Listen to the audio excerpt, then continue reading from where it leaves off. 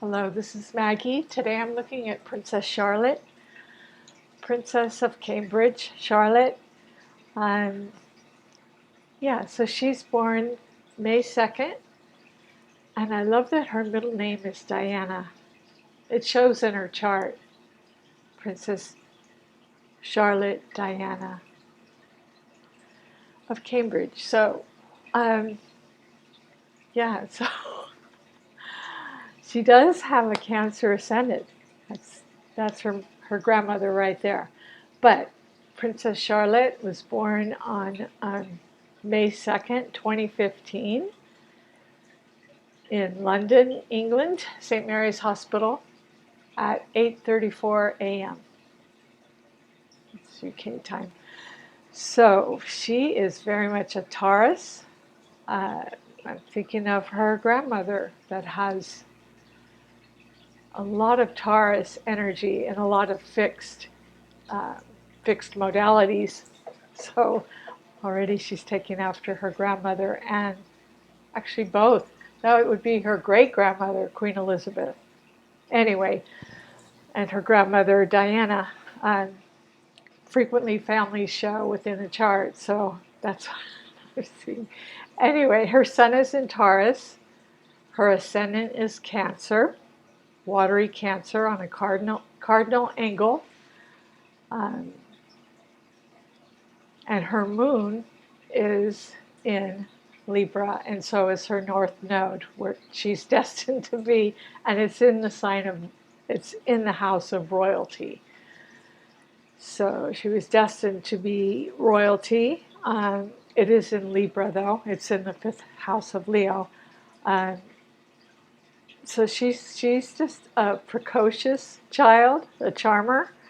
The charm would come from Libra. Libra is beauty, dimples. She does have dimples, I think. So her north node is being the child of royalty, and it's opposed to Aries. She has Uranus in Aries, so that's changeability. She probably finds it very, very hard to sit still because Aries is nervous energy anyway. It's fire, and Uranus in Aries is uh, very changeable, nervous energy. So she could. Let's just say she could be a little rebel, a little rebellious, mischievous child, because it opposes the fifth house in her moon. So and she is fun to watch. She's fun to watch when she and she's a star. I mean, she loves being a star. So she's royalty. She knows it. Yet there's this sort of actress within her, and that's her moon and north node, that she likes to act out and put on a show and do the wave and all those sorts of things. So the unpredictable would be Aries. You kind of never know when that's going to happen. Um, so her fourth house, her first and second house, are Cancer. So she was born into royalty. Those are her assets. Her third house of communication is in Leo. So she shines. She has Jupiter in Leo. So she really puts on a show. She was born into royalty, good fortune, wealth, uh, and Jupiter is good luck, good fortune. So she was born into the royal family. Um, so she's got that covered. Her fourth house is Virgo. Her fifth house, I went into that already. Her moon is in Libra. Her sixth house is Sagittarius. So that's her work and health. So Sagittarius is diplomacy. She could very well be a diplomat. Uh, Saturn in the sixth house is opposed to her Mercury and Mars uh, opposed to her Mercury. So she could use her skill. Her Mercury is in Gemini in the 12th house, and her Venus is also in Gemini in the 12th house. So she can be a chatterbox, I would think, because Gemini is the ruler of Mercury's the ruler of Gemini, and Venus in Pisces house in the 12th house, that's where her, not wanting to be an actress, but wanting to, wanting to show. And it comes naturally to her, having Venus in the 12th house, being being a star, and, um, but she must be very, very talkative because of the Saturn, Saturn opposed, um, Saturn opposed, Saturn and Sagittarius oppose Mercury. I'll get it out. Mercury and Gemini. So they're both mutable. So she would be very good at diplomacy, maybe with foreign nations, should she ever come to rule. Saturn would be the ruler. That would be her.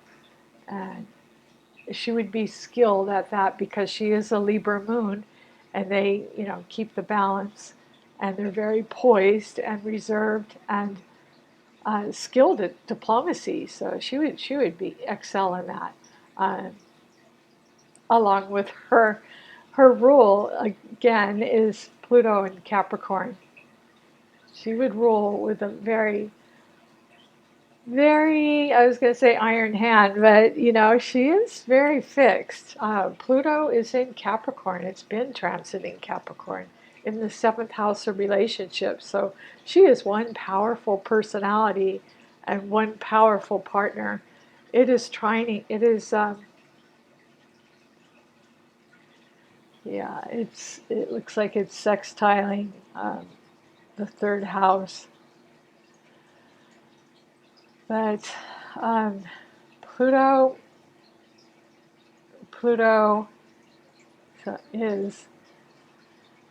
is trining her Mars, her sun and Mars. They're in Earth, fixed Earth. So it's cardinal Capricorn. She has Pluto in. So she would be stubborn force to reckon with in relationships. Capricorns are kind of it's all about them in a way. They can be sort of, well, definitely powerful. Yeah, she would stubbornly get her way, I believe. Sun and Mars are both in Taurus, fixed Taurus. So again, that would be, her Saturn. Taurus can have a fixed, a sort of stubborn streak, and Mars is, the ruler of Aries, and it's Martian energy, and so she has Mars conjunct Mercury, so she uses that through her personality in her relationships, and so that will definitely come out in all her relationships, and already does. She has this powerful, dominant personality that comes out, and shows. So yeah, and so she has Neptune up in the MC in Pisces. So that's a born actress. you know, she's a born little actress. Pisces rules the 12th house where she has Venus and Mercury in Gemini. So yeah, so she's got an interesting chart. So in fire, she has Uranus and Aries, Jupiter, the star, in the 3rd house in Leo. She's the star of the show, communication. Yeah, Jupiter's good luck, good fortune, born into the royal family. And Saturn, excuse me, Saturn in Sagittarius. A lot of traveling. She'll be doing a lot of traveling, and could be a linguist. We'll learn many foreign languages. And her air, excuse me, sorry, her air is Moon and North Node, her destiny, in the 5th house. Born to be the royal child at this time, royalty. Um, and it's a gift to be born into the royal family. And she also has Mercury and Venus in Chatterbox Gemini. But it's in the 12th house of Pisces. So, but yeah, she's a, a chatterbox and at the same time a charmer because she has Venus there. And Venus is exalted in Pisces, but she does have it in Gemini. So she's going to be a little flirt. Very flirtatious. She may break a few hearts, though, with that Pluto in the 7th house of partnerships, you know. She may be a heartbreaker. Um, yeah.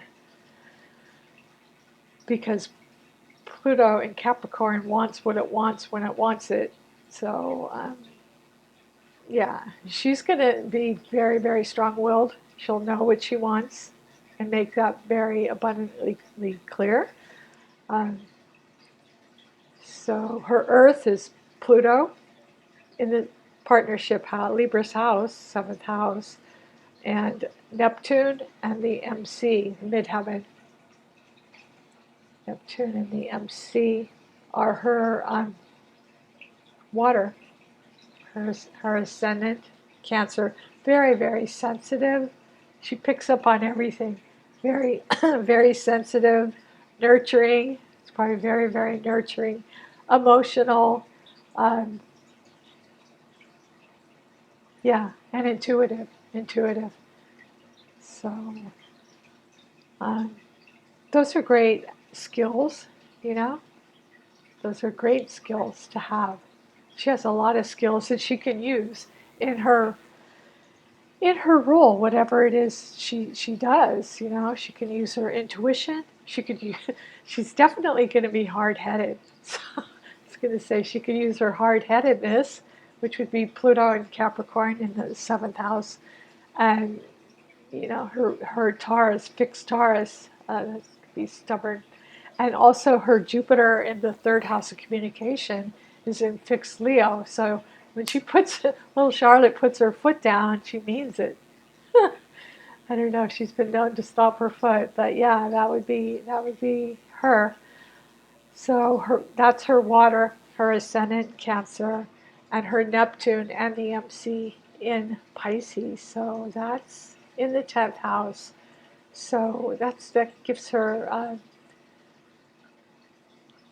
it'll give her great fashion, not only fashion sense, of course, but sensitivity and imagination and all those sorts of things that she can use as well to be a skilled diplomat and princess.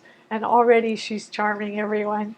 Um, Neptune is sextiling easy flowing harmonious aspect. It's sextiling the sun in in Taurus, so she's got that going for her. So anyway, I do hope you enjoyed this. If you do, please like, subscribe, and share. Thank you.